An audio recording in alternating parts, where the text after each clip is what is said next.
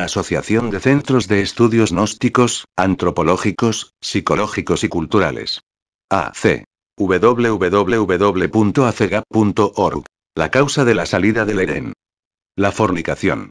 Introducción. Lo que jamás se ha explicado. Por V.M. Samael Aun Weor. Y había Jehová Dios plantado un huerto en el Edén al oriente, y puso allí al hombre, que había formado. Y había Jehová Dios hecho nacer de la tierra a todo árbol, delicioso a la vista y bueno para comer. También el árbol de la vida en medio del huerto, y el árbol de la ciencia del bien y del mal. El Edén es el mismo sexo. En el Edén están los dos árboles. El árbol de la vida y el árbol de la ciencia del bien y del mal. El árbol de la vida es la médula espinal. El árbol de la ciencia del bien y del mal es la fuerza sexual. Y mandó Jehová Dios al hombre diciendo: de todo árbol del huerto comerás, mas del árbol de la ciencia del bien y del mal, no comerás de él. Porque el día que de él comieres, morirás. El hombre y la mujer nacieron para amarse. Por tanto, dejará el hombre a su padre y a su madre, y allegarse a su mujer, y serán una sola carne. Y estaban ambos desnudos, Adán y su mujer, y no se avergonzaban porque aún no habían comido del fruto prohibido, delicioso a la vista y agradable al paladar. Ese fruto prohibido es el sexo. Empero, la serpiente del instinto sexual era astuta y dijo a la mujer: ¿con qué Dios os ha dicho? No comáis de todo árbol del huerto. Y la mujer respondió a la serpiente: del fruto de los árboles del huerto comemos, mas del fruto del árbol que está en medio del huerto, dijo Dios: no comeréis de él, ni lo tocaréis, para que no muráis. Empero, la serpiente del instinto sexual sedujo a la mujer, diciéndole: mas sabe Dios que el día que comiereis de él serán abiertos vuestros ojos, y seréis como dioses sabiendo el bien y el mal. En el Edén los seres humanos eran inocentes porque aún no habían fornicado. Los hombres y mujeres del Edén comían los frutos del árbol de la vida, y los 4 ríos de las aguas puras de vida nutrían a las raíces de los árboles del huerto. Los hombres y mujeres del Edén gozaban de las delicias del amor entre los bosques profundos de un viejo continente que llamaban Lemuria. Y vio la mujer que el árbol era bueno para comer y que era agradable a los ojos, y árbol codiciable para alcanzar la sabiduría. Y tomó de su fruto y comió, y dio también a su marido. Él comió así como ella. Y fueron abiertos los ojos de entre ambos, y conocieron que estaban desnudos. Entonces cosieron hojas de higuera y se hicieron delantales. Así fornicaron y sacóles Jehová Dios del huerto del Edén. Echó, pues, fuera al hombre, y puso al oriente del huerto del Edén querubines, y una espada encendida que se revolvía a todos lados para guardar el camino del árbol de la sabiduría. El hombre perdió sus poderes divinos cuando violó el 6.º mandamiento de la ley de Dios, que dice: no fornicar. En los tiempos antiguos los hombres y las mujeres eran verdaderos magos que tenían poder sobre el fuego de los volcanes, sobre el viento y los huracanes, sobre las tormentas del mar y sobre los grandes terremotos. Cuando el hombre fornicó tuvo que trabajar con dolor porque perdió sus divinos poderes, y cardos y espinas le produjo este valle de amarguras. Antiguamente, cuando el hombre no había salido del Edén, el acto sexual solo se verificaba dentro del recinto sagrado de los templos de misterios bajo la dirección de los ángeles. Así nacían hombres y mujeres puros entre las espesas selvas de la Lemuria. Aquellos que desprecian al sexo rechazan al Edén. Los infrasexuales dicen que al sexo no hay que darle ninguna importancia, así les cierran las puertas del Edén a las almas débiles. Ay de vosotros, escribas y fariseos hipócritas. Porque rodeáis el mar y la tierra por hacer un prosélito, y cuando fuere hecho, le hacéis hijo del infierno doble, más que vosotros. Decir que el sexo no tiene importancia es renunciar al Edén, porque este es el mismo sexo. Existen muchos que miran con asco al sexo, ignoran estas pobres almas que este es la puerta del Edén. Esas pobres almas no quieren entrar por la puerta estrecha, esas almas renuncian al paraíso y se hunden entre el abismo. Al Edén no se puede entrar sino por la puerta por donde salimos, el sexo. El que desprecia esa puerta estrecha y difícil no entrará por ella, y se hundirá en el abismo. Los infrasexuales hacen terribles esfuerzos por alejarnos de esa puerta. Con justa razón el Cristo dijo: de 1000 que me buscan uno me encuentra, de 1000 que me encuentran uno me sigue, de 1000 que me siguen uno es mío. El intelecto es el arma que los infrasexuales usan para alejarnos de las puertas del Edén. Los infrasexuales suelen tener intelectos chispeantes, desprecian al sexo y son fornicarios, terriblemente malvados e hipócritas. Lo más grave es la apariencia de santidad con la que se revisten los infrasexuales. Hablan a la luz de los evangelios de amor y de caridad, se presentan llenos de aparente humildad y luego dicen que el sexo no tiene importancia, que es bajo y grosero, que ellos buscan la más pura espiritualidad. Así le cierran las puertas del Edén a la pobre humanidad. Ay de vosotros, escribas y fariseos hipócritas.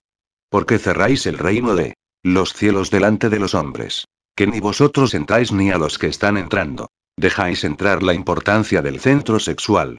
Toda nuestra existencia y todas las cosas de la naturaleza vienen de ese molde llamado Dios, nosotros, las míseras criaturas humanas no seríamos una excepción, por lo cual podemos afirmar, sin temor a equivocarnos, que somos partículas infinitesimales de esa misma creación y que hemos tomado cuerpo, como una manifestación, en estado inconsciente, como partícula de Dios.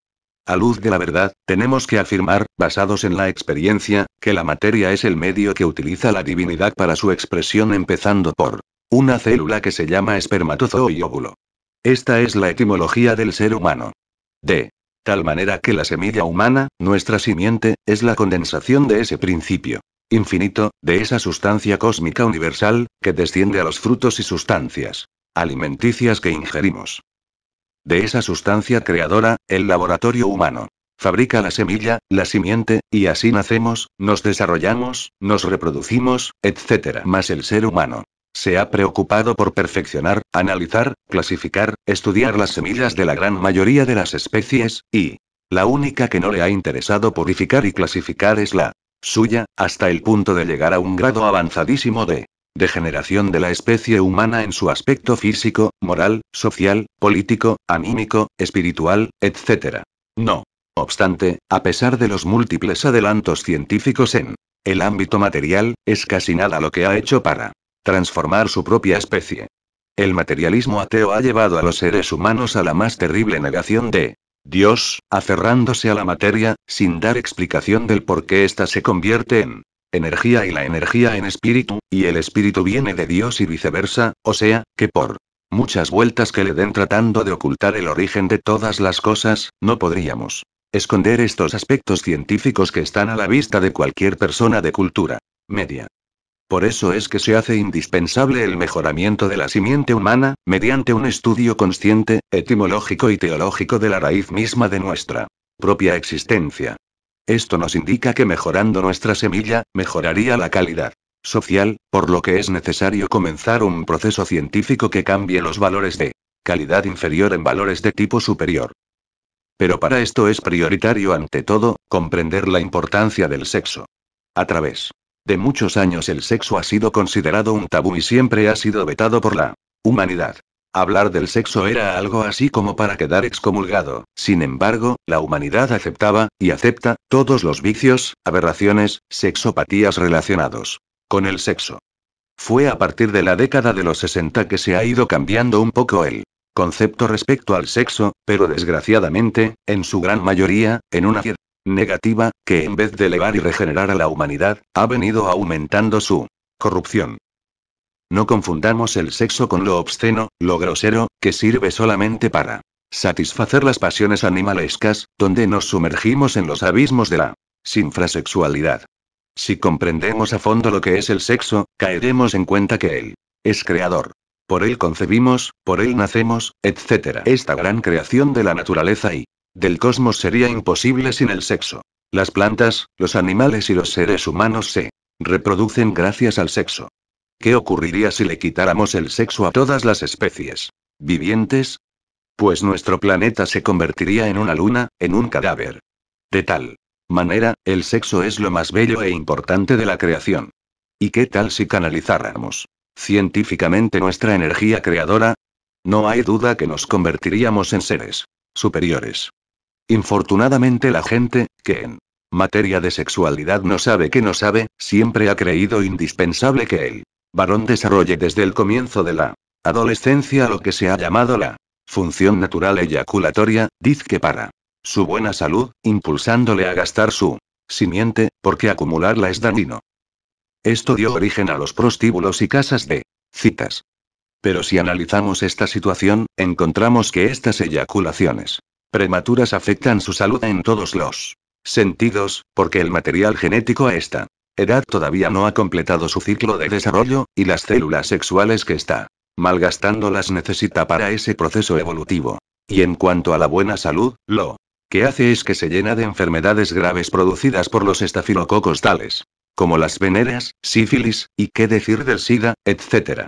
Obteniendo por lo general impotencia prematura, o refugiándose en las aberraciones inescrupulosas como el homosexualismo, masturbación, zoofilia, etcétera, etcétera. Estas son las consecuencias tan terribles de lo que podríamos llamar la ignorancia de la humanidad sobre la importancia del sexo. Cabe aquí informar lo que nos han dicho los mejores psiquiatras, de que las funciones psicológicas, pensamiento, sentimiento, movimiento, instinto, sexo, de las personas se van deteriorando a medida que sobreviene el desgaste sexual a través de los vicios y aberraciones sombrías. Por ejemplo, en el caso de la función intelectual, porque sepamos, entre paréntesis, hay una relación directa entre el sexo y la mente, como nos lo han hecho ver los hombres de ciencia, el ser humano no sabe el daño que causa a su progenie o el mal que hace a la sociedad, al no vigilar su estado mental, que se encuentra degenerado por el abuso sexual. Es bien sabido que no por el uso, sino por el abuso del sexo, las consecuencias contra la mente han sido desastrosas, hasta llegar a perder casi completamente los valores conscientivos. En estas condiciones la persona se idiotiza, cayendo en la neurosis. La neurosis, en sí, es cuando una función psicológica reemplaza a otra. Digamos el caso del centro instintivo, del cual dependen los 5 sentidos. Muchas veces un varón, ya en la situación de la relación sexual o cópula con el sexo femenino, que la debe afrontar con el centro sexual, lo sustituye con recuerdos de sensaciones tenidas tiempo atrás de orden olfativo, auditivo, etc. Es así como una función psicológica interfiere en otra función, en este caso, la sexual. Así se crea la neurosis. Por lo tanto, cuando una persona va programada, preocupada, al acto sexual, o con base de recuerdos de experiencias sexuales anteriores, de hecho lleva la neurosis. Esto origina una hipersensibilidad que lo deja listo a la proximidad de la eyaculación, es decir, esto es el origen de la eyaculación precoz, que es considerada en la psiquiatría como una clase de impotencia sexual. Cuando alguien a través de la observación directa sobre sí mismo, descubre la importancia del sexo, solo entonces dejará de tomar el sexo con curiosidad y sin tabú. Porque adquirirá serenamente su conocimiento con criterio científico y moral, comprenderá que es un don de la naturaleza que debe cuidar como un tesoro, que lo hace partícipe de la creación. Y que es una parte universal de la vida y una poderosa fuerza humana que trasciende la anatomía y fisiología para convertirse en valores espirituales. Esta es la razón por la cual, en muchas partes del mundo se ve el sexo en relación directa con el espíritu. Como ejemplo de esto tenemos en las escrituras bíblicas, el Cantar de los Cantares, del sabio Rey Salomón, donde usted observará una mezcla de lo religioso con lo erótico y de lo místico con lo sexual. Desde el mismo principio de nuestra existencia debemos hacer del sexo una disciplina teniendo en cuenta que su impulso o el deseo de utilizarlo, no constituye, como creen muchos, una fuerza incontrolable y oscura, sino por el contrario, es una energía psicofisiológica, que puede ser influida por la educación y controlada por la voluntad consciente. Por eso es indispensable adquirir ante él un sentido de responsabilidad sobre su uso. Responsabilidad que nace con el conocimiento total de lo que el sexo significa y cuánto trasciende del individuo hasta su cónyuge, y en consecuencia, hacia el precioso fruto, los hijos. Quien no descubre la importancia del sexo, será víctima de los traumas sexuales tan comunes hoy, y que degeneran en desviaciones sexuales, labrándonos las futuras e irreparables tragedias sexuales. Ciertamente el problema sexual resulta en el fondo bastante espinoso, ya que todavía existe en el ambiente social en el cual nos desenvolvemos, muchos prejuicios incorporados y hasta perjudiciales para el conglomerado humano en general. En el sexo está el mayor poder que puede esclavizar al hombre llevándolo al fracaso, y también el mayor poder que puede liberarlo del dolor y de todo peligro de fracaso, en forma radical y definitiva. De todas maneras, es apenas normal que el tema sexual sea bastante agrio y provoque grandes discusiones obvias entre las gentes que lo condenan y lo alaban, que lo rechazan o ensalzan, sin antes haberse tomado el trabajo de examinarlo, analizarlo, estudiarlo y experimentarlo en sus aspectos creadores más profundos. Las gentes profanas en los estudios sexuales, suelen confundir los vicios y las aberraciones sexuales, las sexopatías, con lo que es en sí mismo el sexo. Eso, como es obvio, son dos aspectos completamente diferentes, y hay necesidad de saber distinguir muy bien el uno del otro. El sexo es un centro con manifestaciones muy bien definidas, es el mismo centro generador o creador, que nos eleva a la capacidad de ser semejantes a Dios, o sea, de crear. Por eso se dice, hagamos al hombre a nuestra imagen y semejanza. ¿Qué sería de nosotros sin el sexo? Seríamos entes sin facultades creadoras, algo así como castrados. Ya no seríamos seres a imagen y semejanza del Creador, sino seres sin ninguna importancia y desligados de la naturaleza y del cosmos.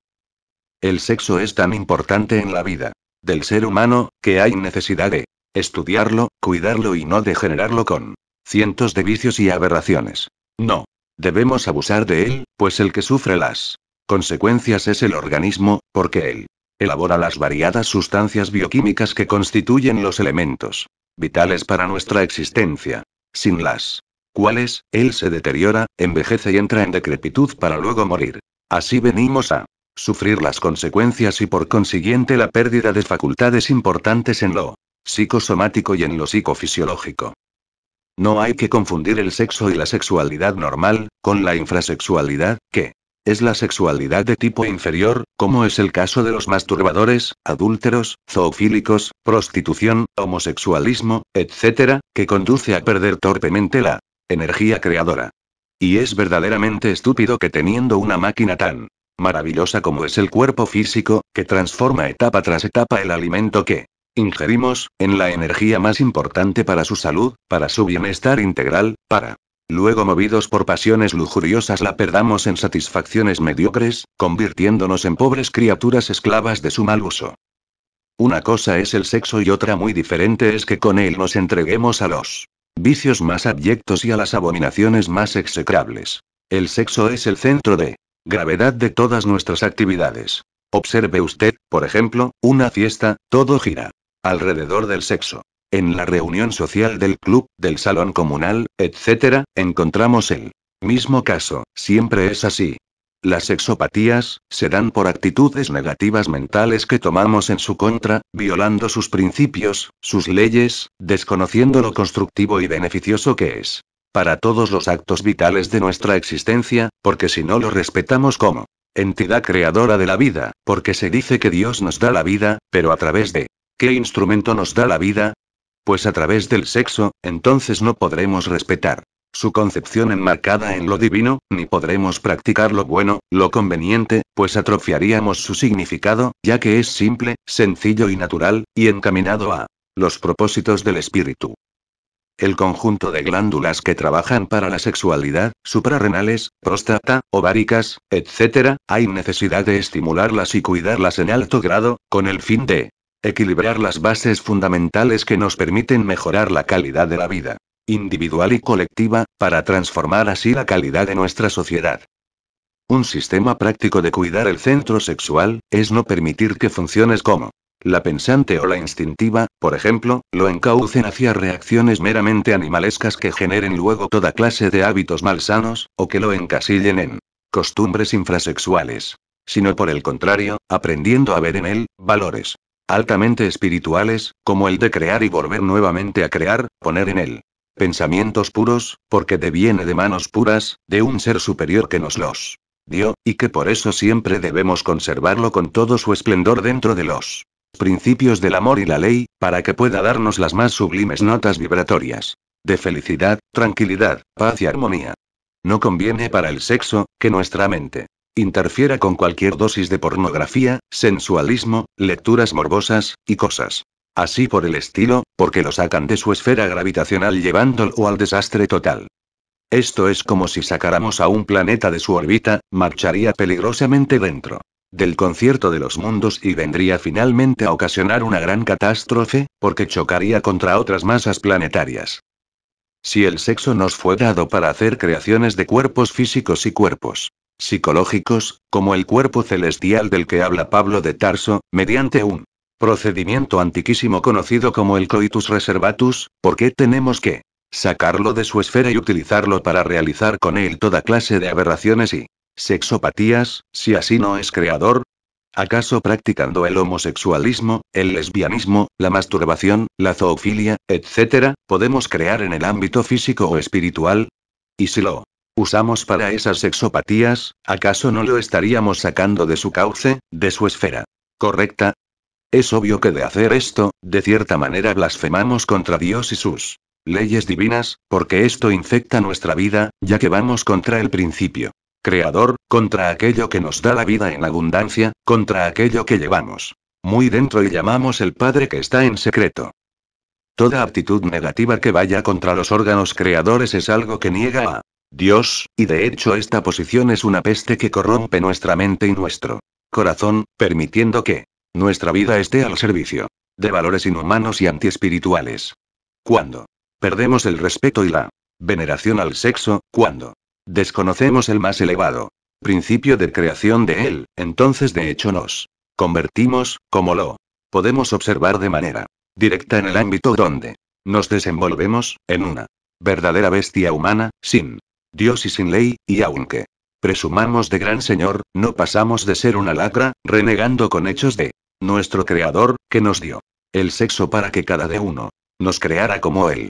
Ya una persona así ha quitado de su mente y de su corazón la real imagen del sexo, y ni siquiera acepta que su propio Creador, el sexo, y el divino arquitecto del universo, Dios, el creador del sexo, son los artífices de ese maravilloso centro creador. Gentes así, andan por la vida como cascarones, huecas, como un recipiente vacío, que solo ven a su alrededor materia muerta, tal como está la conciencia de ellas. Así pues, con el sexo podemos crear nuevas vidas, nuevos seres, nuevos hombres, imitando la labor divina. Y también podemos crear en nuestro ámbito psíquico, por eso se nos dijo crecer y fructificaos. Así ponemos el sexo para beneficio de la familia, de la sociedad, del Estado, y sobre todo, y esto es lo más importante, al servicio del espíritu, para que realice réplicas de nuestro cuerpo físico en el ambiente psicológico. Ahora comprendemos las palabras de Pablo de Tarso. Primero es el cuerpo terrenal, luego el cuerpo celestial. Este último es creación sexual en el ámbito espiritual con nuestros órganos creadores, aquí solo cambia el procedimiento, o sea, en vez de utilizar su aspecto excretor usamos el incretor. Hasta hace poco se pensaba que las glándulas sexuales solo eran glándulas excretoras, mas los científicos comprobaron hasta la saciedad, que éstas tenían conductos incretores. De tal manera, si incretamos nuestras hormonas sexuales, éstas crearán en un plano interior superior, ¿acaso esto es delito? Ante todo debemos pensar en el sexo no solo como una cuestión fisiológica. Hemos de saber que en el sexo existe energía. La energía sexual. Aprender a manejar esa energía maravillosa del sexo significa ser amo de la creación, pero para lograr esto, se requiere conocer las leyes y principios de la suprasexualidad. Entrar en el terreno suprasexual es conocer el camino de las transformaciones extraordinarias de la sustancia semínica en energía creadora. Cuando el esperma se transforma en energía, se provocan dentro del sujeto cambios psicosomáticos extraordinarios. Desafortunadamente extraemos de nuestro organismo la entidad del semen y no solo la extraemos para dar vida a otras criaturas, sino que lo extraemos porque nos gusta, porque es un gran placer. Con esta nos damos gusto en la lujuria, en lechos de placeres, gozando a lo lindo, pero el paganini han sido las glándulas endocrinas sexuales. Son ellas las que han tenido que pagar el plato roto. Veamos en el caso del varón, por ejemplo, lo que son los vasos hormonales de nuestras gónadas. Las hormonas sexuales pasan de vaso en vaso y como a lo largo de los cordones espermáticos llegan por último a la próstata, donde se producen las más grandes transformaciones de la entidad seminal. Y las hormonas por último, entran al torrente sanguíneo. Cuando las hormonas sexuales entran al torrente sanguíneo, realizan prodigios. Cuando todas las glándulas endocrinas, ya sea esta la pineal, la pituitaria, la tiroides, la paratiroides, la timo, las renales, las suprarrenales, etcétera, etcétera, son estimuladas por las hormonas sexuales, entonces hacen que estos pequeños microlaboratorios produzcan más hormonas. Y si las hormonas de todas las glándulas endocrinas en general enriquecen el torrente sanguíneo, entonces desaparecerían las dolencias, las enfermedades, la decrepitud, la vejez. Desgraciadamente hoy por hoy, el esperma que es preparado por las gónadas y que luego asciende hasta la próstata, es despilfarrado y de esta manera se degeneran las glándulas sexuales y cuando esto ocurre, se degeneran también todas las glándulas de secreción interna y el sistema nervioso líquido, entonces nuestro organismo pasa por todos los procesos de degeneración y viene la decrepitud y la vejez. Pero si hubiese un sistema que permitiera que esas glándulas sexuales no se degeneraran, no entrarán en decrepitud, podrían conservarse todas las glándulas endocrinas y todo el sistema nervioso líquido en perfecta actividad, y por lo tanto no hubiera decrepitud ni vejez. Así se podrían conservar las glándulas sexuales durante toda la vida. Esto significa que un hombre podría llegar a la edad de 90 o 100 años y aún más, con la capacidad de copular y de gozar libremente del amor. ¿Existe acaso el sistema que pueda evitar la degeneración de las glándulas sexuales? Ciertos hombres de ciencia como John Noyes, Brown Sequard, en los Estados Unidos, Krummeyer, médico alemán, Carl Jung, etcétera, han enseñado un sistema que consiste en la conexión del órgano sexual masculino con el órgano sexual femenino, sin eyacular jamás la entidad seminal ni dentro de la vagina, ni fuera de ella, ni en ninguna parte. Este sistema, por la práctica y la experiencia de miles de personas que la han llevado a cabo, no permite que se dé la decrepitud del cuerpo físico. Esta clave no es una cosecha particular de nadie. Nosotros la hemos aprendido de estos sabios y se la comunicamos a usted no como un dogma o un artículo de fe inquebrantable. Si usted quiere aceptarla o no, es cuestión suya. Muchos la han aceptado, muchos también la han rechazado. Solo damos nuestra modesta opinión para lograr que nuestro organismo físico y nuestra psiquis se regeneren íntegramente, el Levítico 15. 1, 2 y el matrimonio. Y habló Jehová a Moisés y a Aarón, diciendo: Hablad a los hijos de Israel, decidles: cualquier varón, cuando su simiente manare de su carne, será inmundo. Es indispensable comprender que donde existe el deseo no puede existir el amor, porque el amor y el deseo son incompatibles. Es necesario que comprendamos que el deseo produce un engaño, pues, quien desea, cree estar enamorado, se siente enamorado, podría jurar que está enamorado. Ese es el engaño del deseo. Fíjese usted.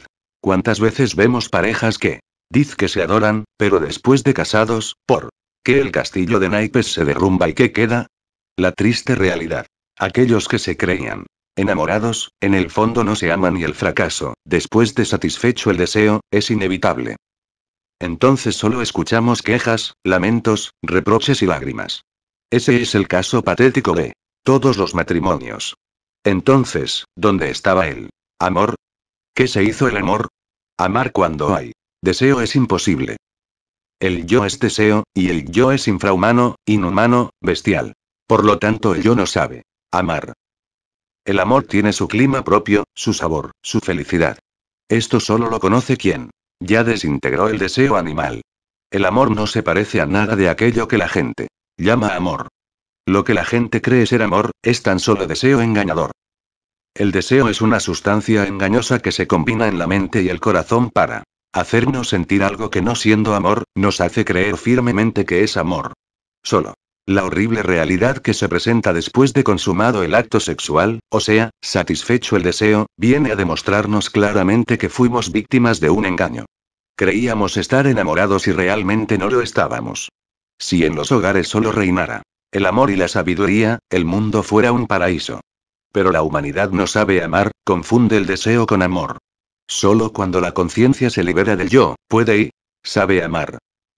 Para amar hay que tener la conciencia emancipada, libre de yoes. Aquellos que tienen su conciencia libre de ira, lujuria, orgullo, pereza, gula, codicia, envidia, etcétera, saben amar verdaderamente. El yo no sabe amar. El yo que hoy jura amor, es desplazado por otro yo que no tiene ganas de querer. Ya sabemos que el yo de la psicología experimental son los demonios rojos. De ser nombrados por los egipcios en el libro de los muertos, es la legión del poseso en el evangelio crístico. Él es pluralizado. Y toda esa sucesión del yo vive en batalla. Se dice que tenemos una mente, pero ciertamente lo que poseemos son muchas mentes, pues cada yo psicológico tiene su mente. Y así tenemos que el yo que besa y adora a la mujer amada, es desplazado por otro yo que la odia. Quien no ha emancipado la conciencia del yo no puede amar, pero sí experimentará el deseo bestial de la lujuria. Por la boca del ser humano que tiene la conciencia embotellada en el yo, habla legión de yoes que juran amor. Yoes que abandonan a la adorada. Yoes que odian. Yoes de los celos, de la ira, del rencor, etcétera, etcétera. Solo la conciencia sabe amar. El yo es la raíz de los conflictos y divorcios de las parejas. Es la raíz de todos nuestros errores. Cuando es eliminado, solo queda en nosotros la conciencia, el alma. Cuando el yo desaparece, lo único que queda dentro de nosotros es eso que se llama amor, adviene a nosotros la auténtica y legítima felicidad. Se termina para siempre nuestra vida de amargura. El amor es la religión más elevada, y las parejas deben comprender eso que se llama amor.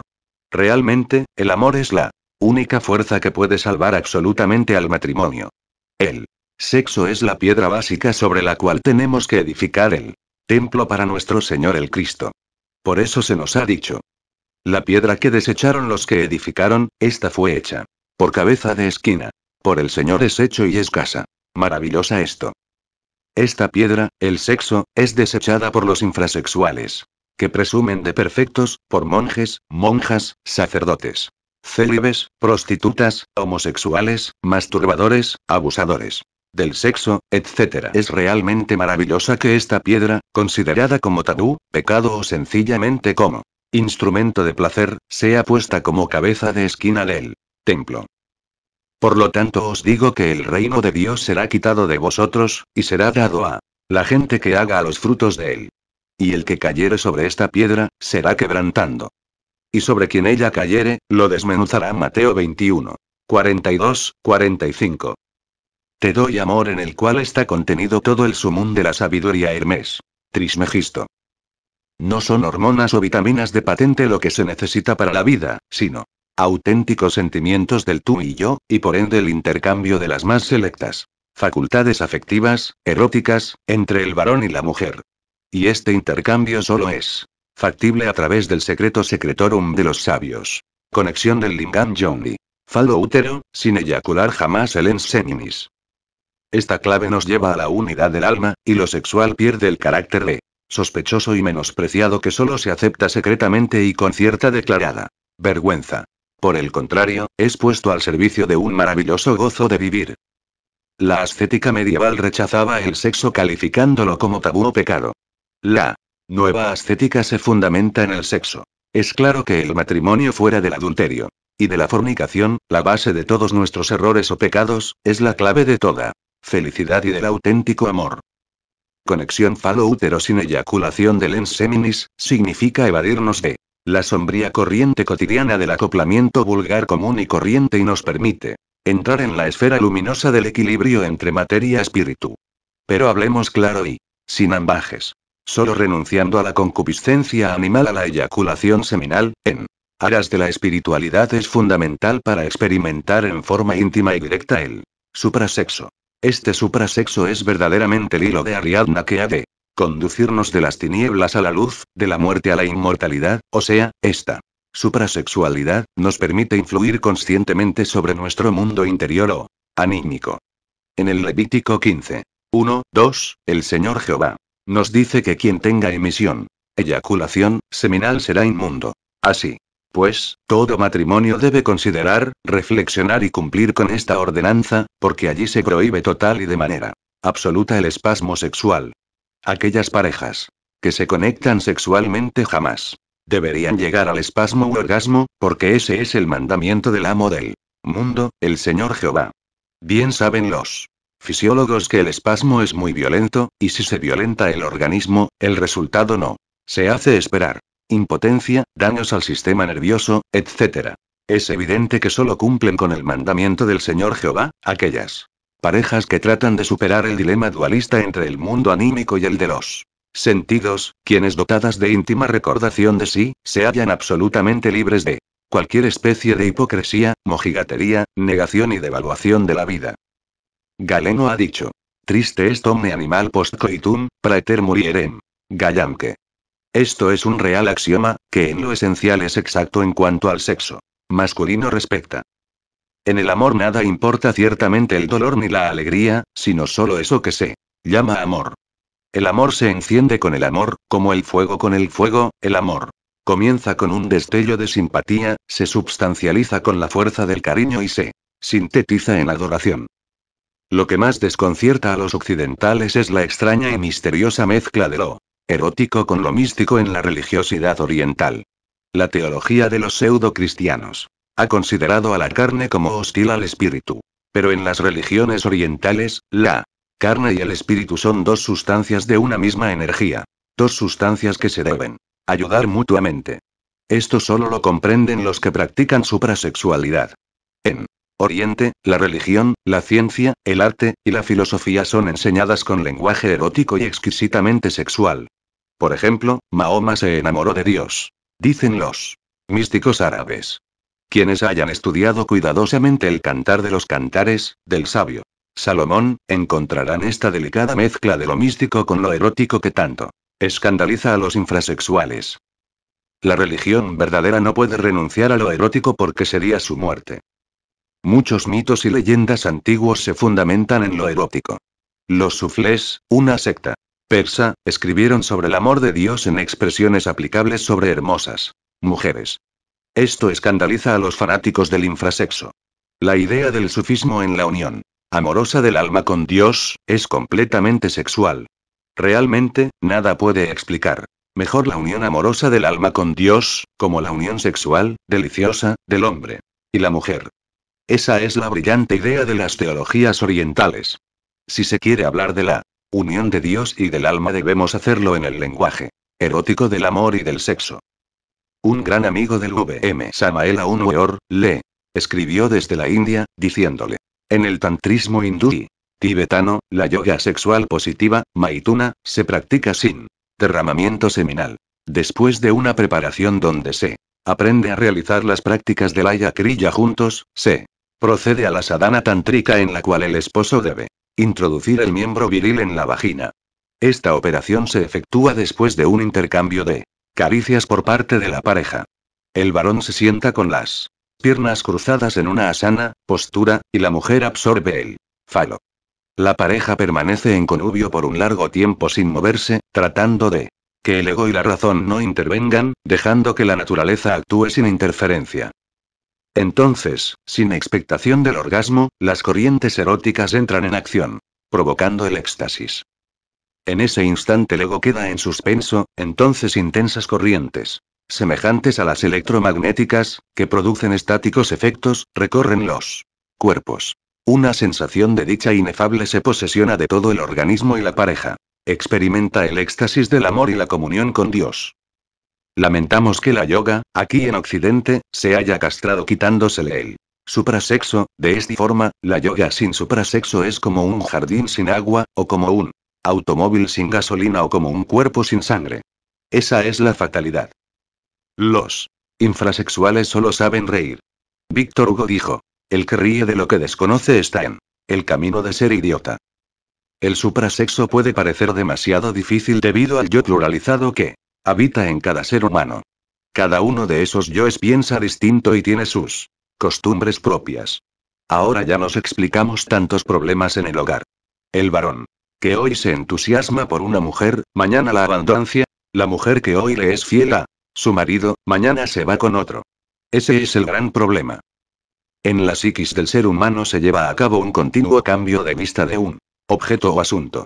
Dentro de la mente se sucede una cinta cinematográfica continua de impresiones, sucesos, sentimientos, deseos, etc., y cada una de estas cosas muestra exactamente al yo en momento dado. Y por ello la suprasexualidad en el matrimonio es muy difícil, porque dentro de cada cónyuge viven muchos yoes que aborrecen la conexión sexual sin eyaculación seminal. A las parejas revolucionarias, o aquellas que quieran dejar la mecanicidad sexual, deben pedirles diariamente a su padre que está en secreto, muchísima ayuda. Es urgente. Suplicarle al Dios íntimo in abscondito, que repita dentro de nuestra conciencia interior el milagro que realizó Jesús de Nazaret en la boda de Canaán, cuando transmutó el agua, en séminis, en vino, energía creadora. Solo nuestro bien amado Padre particular puede realizar este prodigio de la suprasexualidad. Hay un adagio que reza que una cosa son de novios, y otra cuando se casan y viven juntos.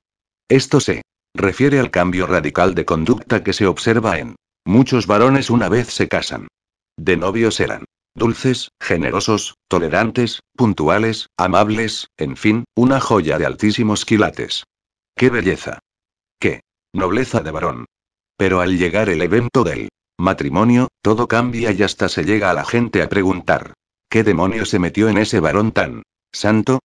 Porque en verdad parece otro diferente del novio, que subió al ara sagrada. Pero lo que más preocupa de todos estos cambios del varón es que llega a cansarse de la intimidad conyugal, y en algunos casos suspende con su esposa el coito, y sale a buscar en parques, teatros, cócteles, playas, pachangas, etc., a otras mujeres para satisfacer su sexualidad.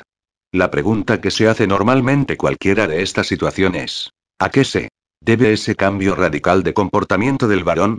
Muchos sugieren que en verdad no ha habido cambio, sino que simplemente la conducta que muchos novios observan durante el lapso del noviazgo es postiza, falsa e interesada. Otros piensan que esto se debe a la carencia de madurez y profundidad de las interrelaciones amorosas. Otros opinan que la causa de esta anomalía son los factores materiales en que se apoya este matrimonio, como cuestiones de físico, apellido, cuentas bancarias, títulos académicos, etc., y no se tienen en cuenta poco o nada las cualidades morales y espirituales de ambos componentes de la pareja. Otras opiniones dicen que toda esta situación se debe a fallas de carácter, de mala educación, de egoísmos, etc., motivadas por carencia de crecimiento en la personalidad, falta o poca educación en la casa y en el colegio en valores morales y religiosos, porque si solo se le dan conocimientos intelectivos, comodidad y placer, puede hacer que la conducta del novio sea transitoria y aparente, y la unión conyugal se encargará de mostrar la cruda realidad. Pero existe un asunto que debemos analizar en esta temática, y es la cuestión sexual. Hay una pregunta, aparentemente capciosa, que la gente suele hacerse: ¿para qué se casan los seres humanos?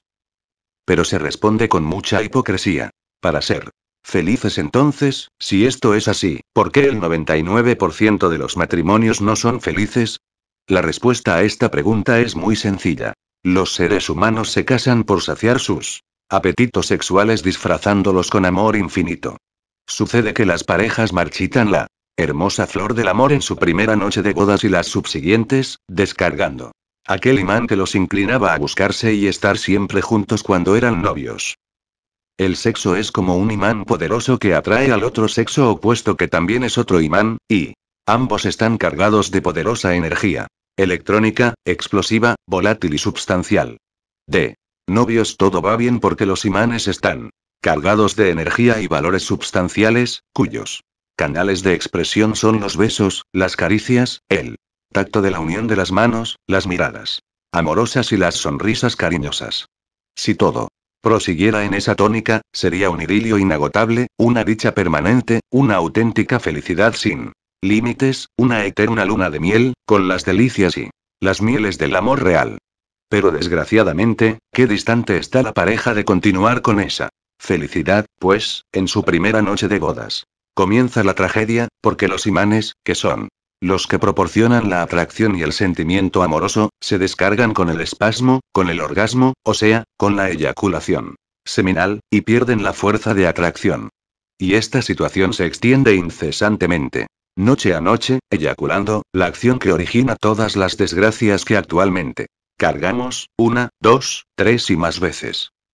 Luego tenemos, que al descargarse los imanes y perder la fuerza de atracción, es apenas natural que los sentimientos amorosos, el anhelo de estar juntos, las caricias, los besos, las palabras amorosas y las miradas tiernas van desapareciendo. Entonces se inicia el desencanto de parte y parte, todo aquel idilio de antes, aquellos anhelos, aquella dicha, todo va desapareciendo y se empieza a filtrar la desilusión, el cansancio, el hastío, el fastidio, viene la repugnancia y ambos cónyuges se van tornando insoportables. Y aquí tiene su génesis situaciones como cuando la mujer comienza a sentir los efectos nocivos del sistema anticoncepcional artificial que ha escogido. Y en otros casos sucede lo contrario. La mujer en sus primeros contactos sexuales queda embarazada, sin saber cuándo ni cómo. Tiene el primer hijo, el segundo, el tercero, etc., hasta que se va convirtiendo en una máquina de producir criaturas. Ante esta situación, toma el camino de los anticonceptivos espurios, cual más dañinos a la salud, a la moral, al pudor, a la dignidad personal, convertida en un instrumento de placer, esclavizada al servicio infrasexual, etc. Ante ese incesante ir y venir de los días, meses y años, los cónyuges hacen la vida insoportable, el hogar se convierte en un verdadero infierno, porque la mujer busca escapar de alguna forma de este tormento que está acabando con su propia existencia. Cuando el esposo se siente rechazado, vejado, despreciado o repudiado por su esposa, también toma sus medidas de protección y consigue a otras mujeres que reemplazan sexualmente a su mujer. Aquí ya se inicia el pleito definitivo. Vienen las demandas, la separación de cuerpos, la repartición de bienes si es que lo hay, el papeleo para el divorcio, los alegatos de los abogados, los cargos y las recriminaciones recíprocas, todo. Aquel idilio amoroso de otros tiempos se ha tornado en odio espantoso.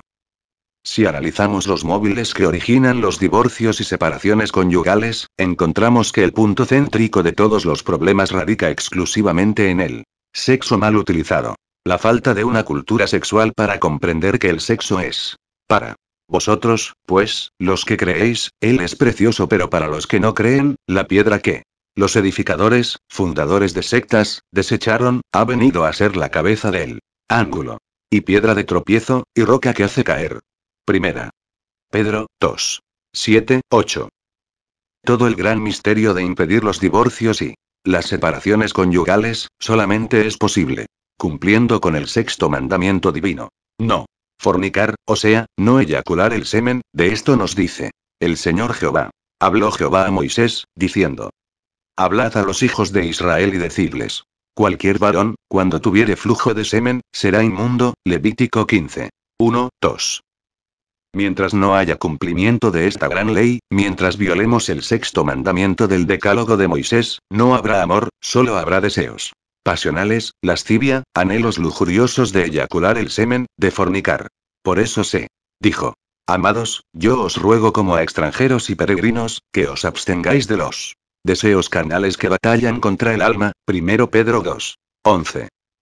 Así, pues, todos los problemas conyugales son originados por los instintos sexuales animalescos de las parejas que se casan creyendo que la fornicación lo es todo. Y confunden este inmundo vicio degenerativo con el esplendor delicioso de la pareja.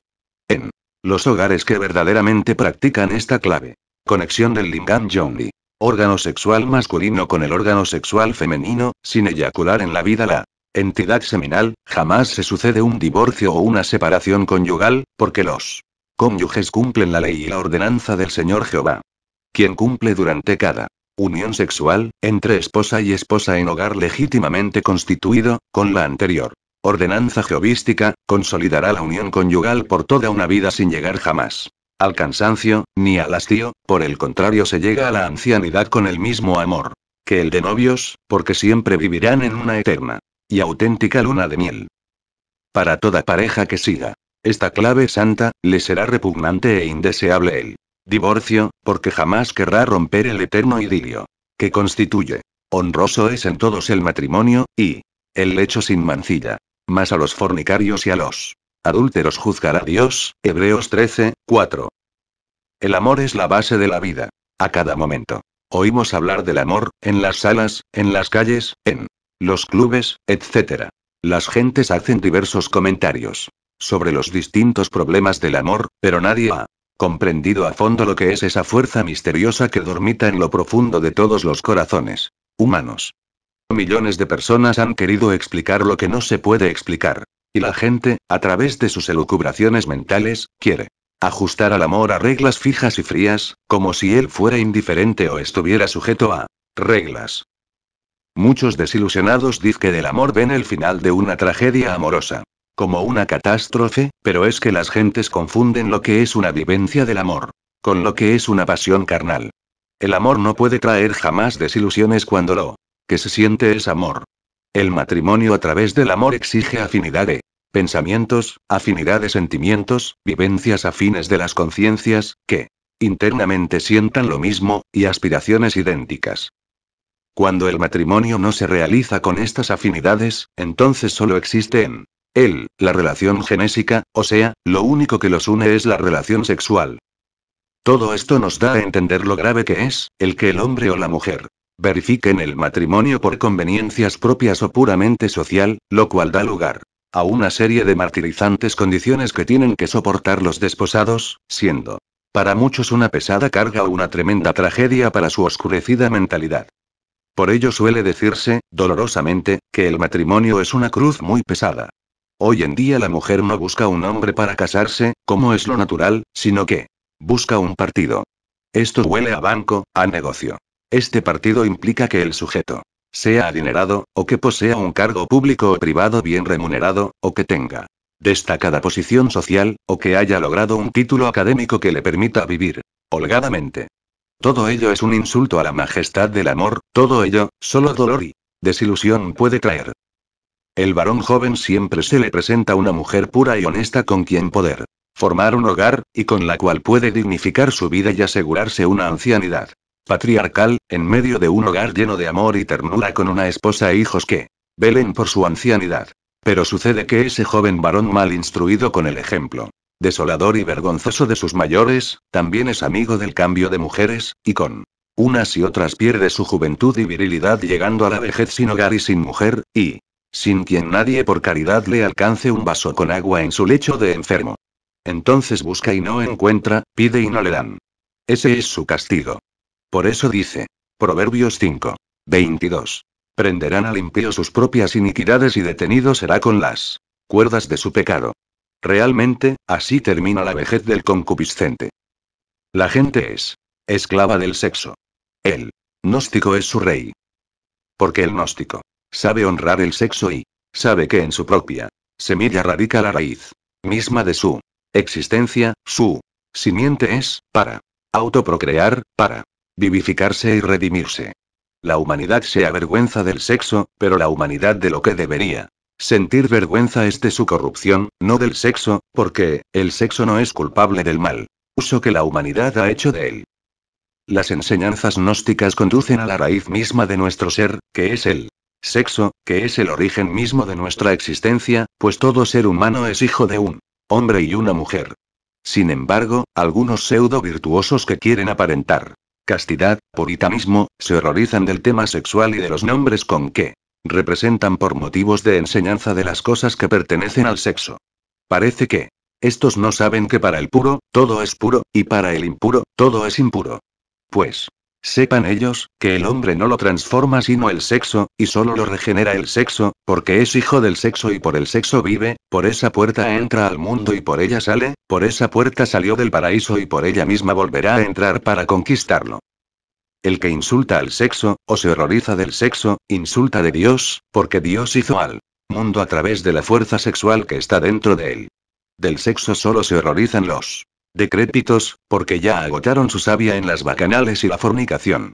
Solo se horrorizan de la suprasexualidad los hipócritas fariseos, los sepulcros blanqueados. Hay quienes se horrorizan de la suprasexualidad y, sin embargo, adulteran a diestra y siniestra, superando a las peores bestias. Esos son los que difaman al gnosticismo, y es que cada cual da de lo que posee. El sabio da sabiduría y el hipócrita difamación. Al gran Kabir Jesús de Nazaret se le llama el Salvador porque nos dio las enseñanzas de los misterios sexuales para evitar que fuéramos a parar a la muerte. Segunda.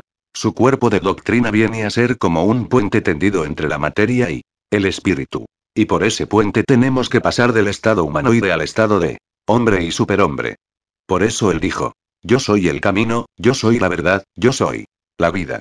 Lástima grande que el ser humano con su maquinaria intelectiva haya complicado y alterado tanto los motivos de la doctrina del Salvador del mundo. La enseñanza crística nos lleva a hacer buen uso de nuestra simiente, y así nos convertimos en guardianes de un gran tesoro, donde el hollín y la corrupción pueden entrar. Ya la humanidad alcanzó la madurez espiritual y por ello el gnosticismo aparece En el escenario de este mundo, hablando con claridad y predicando que nuestra redención está en el sexo. Con razón el Cristo dijo: de 1000 que me buscan, uno me encuentra, de 1000 que me encuentran, uno me sigue. De 1000 que me siguen, uno es mío. El gnosticismo está cumpliendo con la misión de develar los misterios sexuales que hasta ahora son enigmas. Si analizamos profundamente el matrimonio, descubrimos que es un enigma, porque nadie conoce a ciencia cierta para qué el Señor Jehová lo instituyó. Por tanto, dejará el hombre a su padre y a su madre, y allegarse a su mujer, y serán una sola carne. El amor es la fuerza crística que anima todo lo creado y que embellece la vida. El amor dignifica los hogares y los nutre con su fuerza sagrada. El matrimonio que se realiza sin amor, únicamente por motivos de interés personal, es un insulto a la vida. Un sarcasmo, una ironía, que a nada conduce. Esos matrimonios fracasan inevitablemente y fracasan porque no tienen base para sostenerse. El hogar es un altar donde oficia la mujer. Infortunadamente, el varón actual ha prostituido a la mujer con su fornicación, cerrándole las puertas del Edén, y sus instintos pasionales depravados. El hogar moderno se ha degenerado por la fornicación. Hoy la fornicación se ha adueñado de los hogares y el ser humano se ha rebajado peor que el animal. Ha convertido en vicio el acto más sagrado mediante el cual la pareja es una entidad creadora. Y así los hogares están llenos de enfermedades y de miseria, tanto física como interior, todo por falta de una real, auténtica, educación sexual que deberíamos haber recibido desde el mismo calor del hogar pasando por los bancos de la escuela.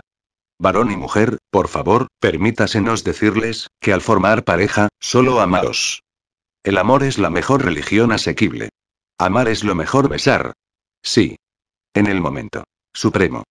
No eyacular el enseminis, dolor para la bestia, tortura para el bruto, gozo para el espíritu. ¿Por qué se acaban los hogares? Por la fornicación, por este crimen fuimos arrojados del paraíso. Pero sucede que cuando las cosas andan mal dentro del hogar, la mujer y el varón le echan la culpa a todo. Por todas partes encuentran causas.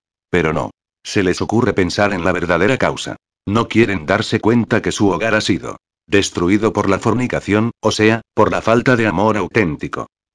Mediante el coito sin eyacular el enseminis, la pareja se hace íntegra, unitotal, completa. En Gnosis se puede apreciar científicamente que la suprasexualidad en la pareja le permite un enlace electrobiológico entre aquellas zonas trascendentales de lo psíquico y de lo fisiológico para convertirnos en auténticos hombres. El amor entre los cónyuges se vincula místicamente con representaciones espléndidas que tienen su origen en el mundo del espíritu puro. Un hogar puro y lleno de infinito amor, es un hogar divinal, donde no existe la miseria, ni el disgusto, ni el cansancio, ni el hastío. Ahora comprenderá usted, amable lector, por qué Pablo de Tarso asocia la fornicación al pecado contra el Espíritu Santo. Cuando dice, huid de la fornicación. Cualquier otro pecado que el hombre cometa, está fuera del cuerpo. Mas el que fornica, contra su propio cuerpo peca. Oh, ¿ignoráis que vuestro cuerpo es templo del Espíritu Santo, el cual está en vosotros, el cual tenéis de Dios, y que no sois vosotros? 1 Corintios 6, 18, 19.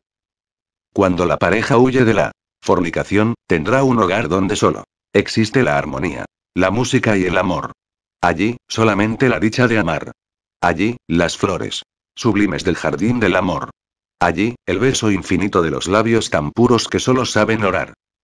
La suprasexualidad es el único velo que faltaba por descorrer de la doctrina crística, aquellos misterios que se encuentran en la enseñanza sexual del Salvador. Esta era la única parte de esta doctrina que faltaba por presentar al mundo, para que el mensaje de nuestro Señor el Cristo quedara completamente conocido por esta pobre humanidad doliente. La suprasexualidad enseñada por el gran Kabir Jesús en secreto a sus apóstoles y en parábolas al pueblo, enaltece a la pareja y la coloca en camino de la autorrealización íntima, evitándole en su existencia el error, la desesperación, la desilusión. El suprasexo evita al varón el gravísimo pecado de tomar a la mujer como animal de placer, y no permite que prostituya el único medio de elevación hacia las augustas cimas del amor y de la adoración. El gnosticismo invita a aquellos que quieran escudriñar este sacro sacramento Para que conozca dónde está la redención del ser humano, el sexo es la piedra básica sobre la cual todo auténtico cristiano edifica el templo para el Señor. La piedra que desecharon los edificadores, fundadores de sectas religiosas, esta fue hecha por cabeza de esquina. Por el Señor es hecho esto y es cosa maravillosa, precisamente. Esta piedra es desechada por los infrasexuales que presumen de perfectos. Es realmente cosa maravillosa que esta piedra, considerada como tabú, pecado, o sencillamente, como instrumento de placer, sea puesta por cabeza de esquina del templo. Por tanto os digo que el reino de Dios será quitado de vosotros, y será dado a gente que haga a los frutos de él. Y el que cayere sobre esta piedra, será quebrantado. Y sobre quien ella cayere, lo desmenuzará. Mateo 21. 42, 45.